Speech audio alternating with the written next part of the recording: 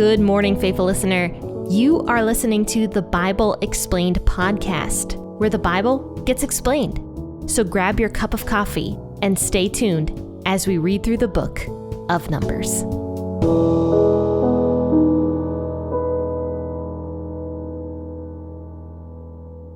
Howdy there, faithful listeners. This is Jenn here with the Bible Explained podcast.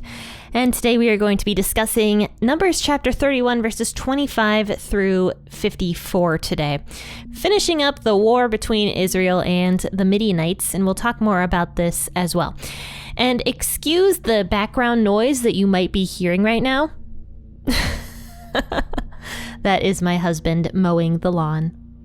So right now is the perfect time for me to record a podcast episode since my husband is outside and will be for quite some time.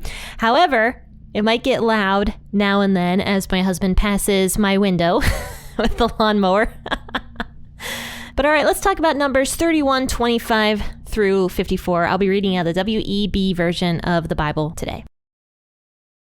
Yahweh spoke to Moses, saying, "Count the plunder that was taken, both of man and of animal, you and Eleazar the priest, and the heads of the fathers' households of the congregation, and divide the plunder into 2 parts, between the men skilled in war, who went out to battle, and all the congregation. Levy a tribute to Yahweh of the men of the war who went out to battle, 1 soul of 500 of the persons of the cattle, of the donkeys, and of the flocks. Take it from their half and give it to Eleazar the priest for Yahweh's wave offering. Of the children of Israel's half, you shall take 1 drawn out of every 50 of the persons of the cattle, of the donkeys, and of the flocks, and of all the livestock, and give them to the Levites who perform the duty of Yahweh's tabernacle." Moses and Eleazar the priest did as Yahweh commanded Moses. Now the plunder, over and above the booty which the men of war took, was 675,000 sheep, 72,000 head of cattle, 61,000 donkeys, and 32,000 persons in all, of the women who had not known a man by lying with him. The half, which was the portion of those who went out to war, was in number 337,500 sheep, and Yahweh's tribute of the sheep was 675. The cattle were 36,000, of which Yahweh's tribute was 72. The donkeys were 30,500, of which Yahweh's tribute was 61. The persons were 16,000, of whom Yahweh's tribute was 32 persons. Moses gave the tribute, which was Yahweh's wave offering, to Eleazar the priest, as Yahweh had commanded Moses. Of the children of Israel's half, which Moses divided off from the men who fought, now the congregation's half was 337,500 sheep, 36,000 head of cattle, 30,500 donkeys, and 16,000 persons. Even of the children of Israel's half, Moses took 1 drawn out of every 50, both of man and of animal, and gave them to the Levites, who performed the duty of Yahweh's tabernacle, as Yahweh had commanded Moses. The officers, who were over the thousands of the armies, and the captains of thousands, and the captains of hundreds, came near to Moses. They said to Moses, "Your servants have taken the sum of the men of war who are under our command, and there lacks not 1 man of us. We have brought Yahweh's offering, what every man found, gold ornaments, armlets, bracelets, signet rings, earrings, and necklaces, to make atonement for our souls before Yahweh." Moses and Eleazar the priest took their gold, even all the worked jewels, all the gold of the wave offering that they offered up to Yahweh, of the captains of thousands, the captains of hundreds, was 16,750 shekels. The men of war had taken booty, every man for himself. Moses and Eleazar the priest took the gold of the captains of thousands and hundreds and brought it into the tent of meeting for a memorial for the children of Israel before Yahweh.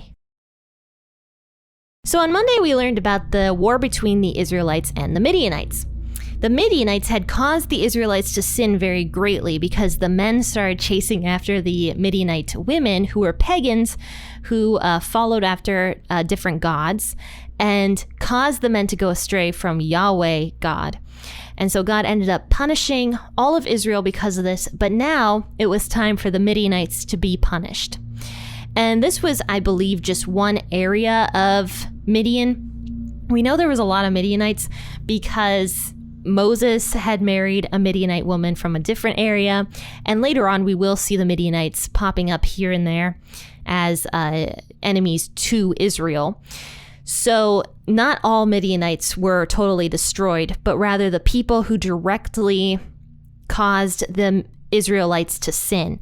That particular clan or city of Midianite people, that was who God told the Israelites to go after. It was time for God to judge the Midianites through this war that ended up happening. So we see that the men went out. We talked about all this on Monday. If you want to listen to that episode, go back and do that first. But the men went out, 12,000 men, and basically totally conquered Midian. Basically killed all of the men, though I am sure that some men ended up escaping. But for the most part, killed the majority of the men, killed the majority of the women, and killed the majority of the young boys as well. Because, like I said, boys would grow up to be men. Back in these days, boys would become leaders. They would be trained to be Midianites, not Israelites, and they would just not fit in to Israelite culture at all, especially since avenging was very big back in these days. And I found this out. I was reading Enduring Word, which they went a little bit more into depth about the Midianite boys. They would grow up to eventually have to avenge their fathers who died in the war. So that was another reason why Israel ended up killing the boys as well. So all that was left of the Midianites were basically the young women, the women who had not at all partaken, I suppose, in any of the drama between Israelites and Midianites. The young girls had not slept with any of the men, and so their lives were spared. And because their lives were spared, they would grow up in Israelite culture, possibly get married off to Israelite men, or would become household slaves. And I talked so much about slavery and the Old Testament in a previous episode I did in Leviticus, and I really don't feel like going back into it because it's very in-depth, and I don't feel like talking about it. So I'll try to find that episode and link it in the description of this episode so that you can check that episode out if you're curious about why slavery was in the Bible in the first place. But anyway, that's what the young Midianite women would become. They'd basically become Israelites at this point. So they were spared. And so now God is explaining to the warriors that they need to share all of this bounty that they got, because they got a lot of plunder from this war. We see how much they got. Here's what they ended up getting. They got 675,000 sheep. Like, holy cow, that is a lot of sheep. 72,000 heads of cattle, 61,000 donkeys, and then the 32,000 women or girls that they ended up sparing. So that was everything that was taken home from the war. God tells the warriors that they need to share. And back in these days, I would guess it was not very common for the warriors to have to share anything with the congregation. So God is kind of doing something sort of interesting here, where he's saying that the men have to share with the entire congregation of Israel, and also have to give a portion of it back to Yahweh, and also a portion of it to the Levites as well. So here's what ends up happening. Half of it goes to the men of war. All of that bounty and plunder, I should say, that they got, ends up going to the men of war, 50% of it. God would get a portion of that 50%. So here's what it says here in verse 36. The half, which was the portion of those who went out to war, was in number 337,500 sheep. And then Yahweh's tribute of that sheep was 675. The cattle were 36,000, of which Yahweh's tribute was 72. Donkeys were 30,500, of which Yahweh's tribute was 61. The persons were 16,000, of whom Yahweh's tribute was 32 persons.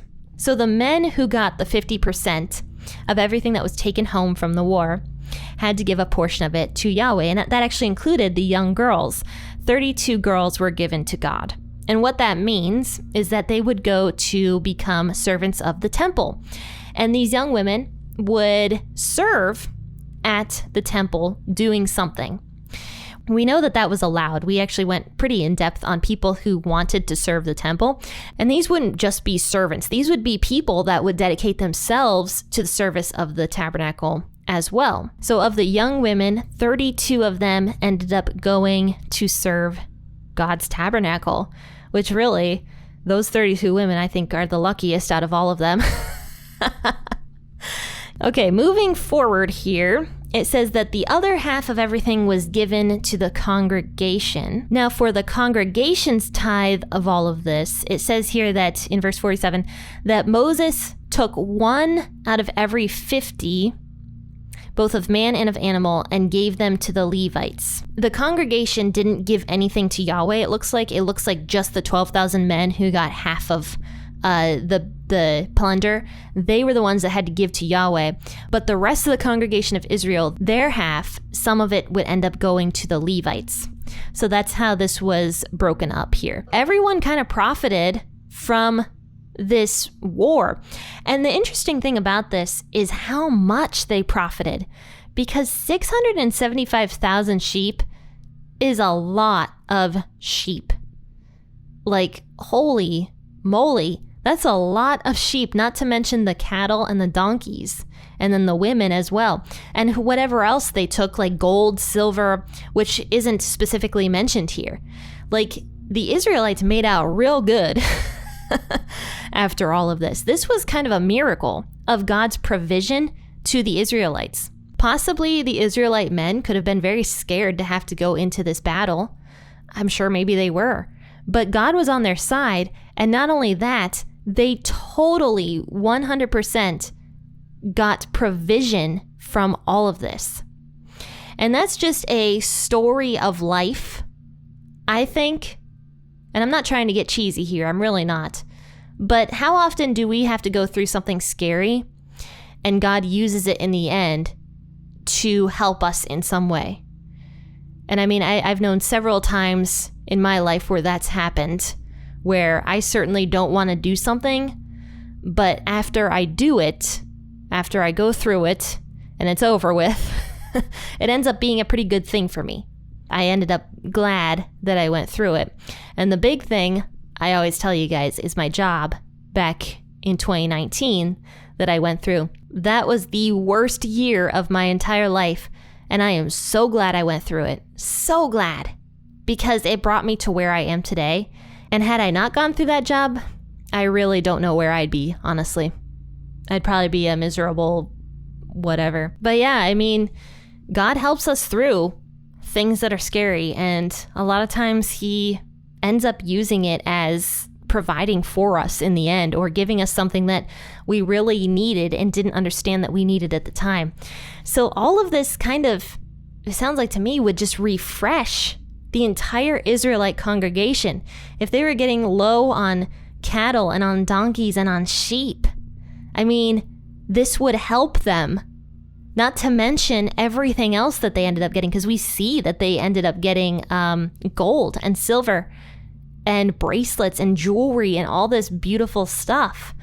So once again, God provides the Israelite people with wealth. We see that he's going to do that a lot, actually, all throughout the Old Testament. And that was one of his promises to his people in the Old Testament, was if they continue to follow God and continue to follow the law, God would bless them with so much stuff. He would bless them with bounty. He'd bless them with good harvest. He'd bless them with wealth. And he would do this to show the surrounding nations what it means to be a follower of Yahweh. And this would show the other nations how good God really is. God provided for the Israelites time and time again when they stepped out in faith and when they actually trusted in God to provide for them. We're going to see how many times God protects the Israelites from war. We're going to see how he protects them from people that are trying to come in and infiltrate and destroy the city. We're going to see lots of stuff like that because God is constantly protecting his people. And there is no doubt here that he definitely did, because here's what it says. The officers came to Moses, all of them, and said, guess what? We have every single man. Not one guy died in this battle. Of the 12,000 men that went out to battle, not one person died. And by the way, 12,000 men, that's not a big number. That's actually a really small number to go out to war against the Midianite people. Because, I mean, they brought home, just of the women, the young girls, they brought back 32,000. And that's twice as many. No, that's way more than twice. That's like almost 3 times as many. Yeah, almost 3 times as many people just in the young girls that they brought back home as the Israelite men who went out to war. I mean, 12,000 men, that's a miracle that few men were sent out to war and they all came back alive. Every one of them came back alive. So now because of this, these officers come forward to Moses and they're just like, God did this. This was God. So they bring this tribute gift to God to thank him for this wonderful miracle that just took place. This kind of reminds me of a story back in Genesis where Abraham went out to war against a great king and defeated him. One man with a very small army goes out against a king and defeats an entire army and defeats an entire, the king. That's just funny. I mean, when God is with us, nothing is too big for him. Nothing's too big for us because God protects us through those things. And I mean, time and time again, when we see these stories of the Israelites succeeding in not so good circumstances, we see how much God really does provide and take care of us personally. So the men, the officers, they bring a gift to Yahweh. They bring beautiful jewelry, gold ornaments, armlets, bracelets, signet rings, earrings, and necklaces. And they brought all of this to God as a gift for sparing their lives, basically. And not just sparing their lives, but blessing them abundantly through a battle, through a war. So Moses gives that stuff to the temple, and the temple ends up using it as a memorial for the children of Israel before Yahweh. That is how special this war became, that they put up a memorial for it so that the children of Israel could remember this great war that Yahweh helped the people do. So, I mean, that alone just shows how special this was and how much God truly just cares for his people. It also shows us one more thing, that these officers brought a gift of thanksgiving to God. And that was something that I was thinking about. I don't think I've ever given a gift of thanksgiving to God, like just for being thankful for something. So maybe that's something we can think about throughout the week. Can we give something to God just out of thanksgiving for what he's done for us? Like usually when I give something, it's a tithe, like, oh, I have to give this, this is part of my income or whatever. And I tithe my, the stuff that I tithe, but I never just give a gift of thanksgiving. So I'm kind of a little bit convicted about that. But guys, I'm thankful that you tuned into this episode and I hope you all enjoyed it. And if you did, make sure to share it on your social media platforms and also continue to rate and review the podcast because that helps more people to find it. It's not just about sharing it, but even doing something as simple as rating and reviewing the podcast helps it to be found by more people, as crazy as that is. And it's also a weird way to evangelize as well. But friends and faithful listeners, I do hope that you have a fantastic rest of your hump day and that you are blessed. And I'll see you bright and early tomorrow morning for an episode out of Luke. Happy listening and God bless.